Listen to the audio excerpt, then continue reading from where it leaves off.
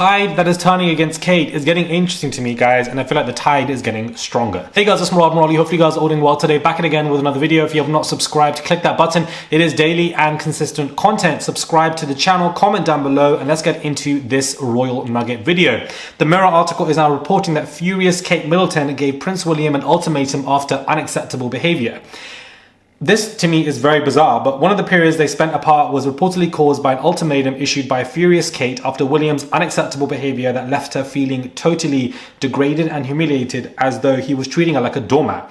A report that appeared in the Daily Mail back in 2007 when Kate and William were briefly broken up claimed that Kate had issued the ultimatum after William had twice in quick succession been caught in nightclubs getting up and close and personal with other women, just like his dad. It was the first time Katie Nicholl reported that Kate had ever issued a warning like this, and it was because she had been left utterly humiliated by the photographs of William clubbing after years of having to brush off the fact other women so regularly made advances on her boyfriend. She has coped for years with girls flinging themselves at her boyfriend, and for a while she found it humorous and even flattering. But after his recent behavior, she gave him an ultimatum and told him that every time he behaved like that in public, he was cheapening her image as well as his own.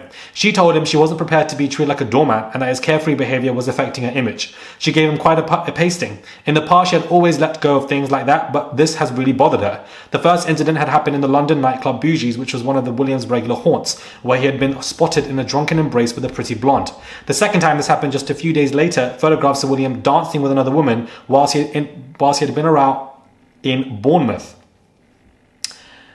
I'm just very bemused by why this article has been released today. Who is, commissioning this? Who is putting this out? It's let's take a trip down memory lane of the escapades of William and how, Kate felt utterly humiliated. If that is how she was feeling in 2007, I wouldn't be surprised if she really had a breakdown now, because she's probably been dealing with his escapades and everything that he's been doing. But these stories being commissioned now, to me, is very bizarre.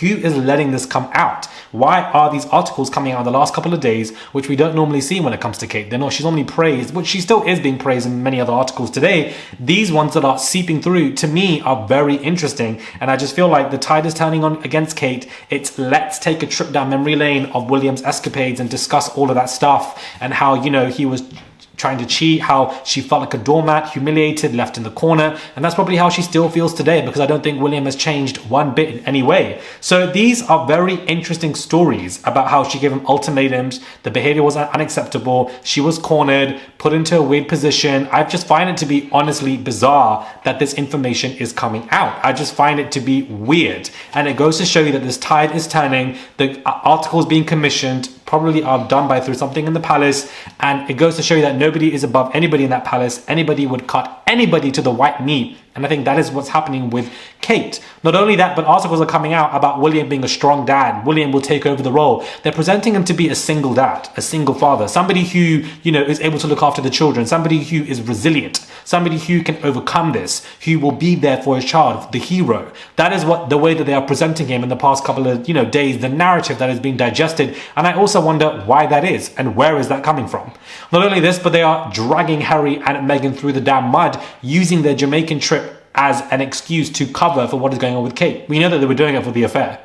We know that King Charles has cut off the funding. So this is what they're doing. And the people at GB News who've come out with such disgusting narratives when it comes to Meghan, the racism that is seeping in this video, that is going to have you seething like it has me seething. But there they are in Jamaica, which is a country that is bordering on republicanism. The Prime Minister of Jamaica has made it absolutely clear he wants nothing more to do with the monarchy. He thinks it's past its sell-by date. So in the very week the King is going into hospital, we don't know how serious it is.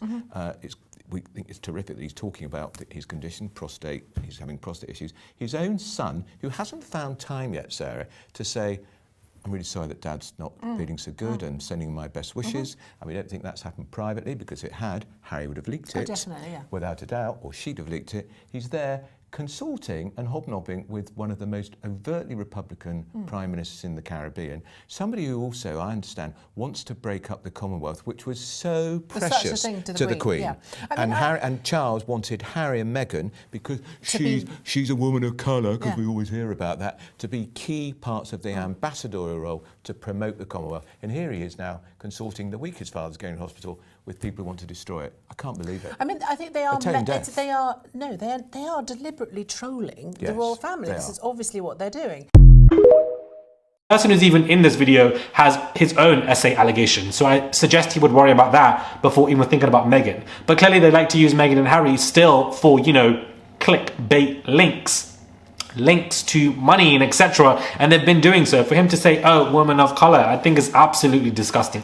And how, you know, it goes to show you that the UK is dripping with racism. Brexit will Brexit. They want to hold on to this colonialism, Commonwealth BS. I don't care what Elizabeth thinks or what she thought, how much she loved the Commonwealth. I don't care about it. It's absolutely disgusting what the, you know, British Empire have done to so many of the countries that are still reeling. It was only just recently announced that the UK have decided to loan back stolen artifacts back to Ghana.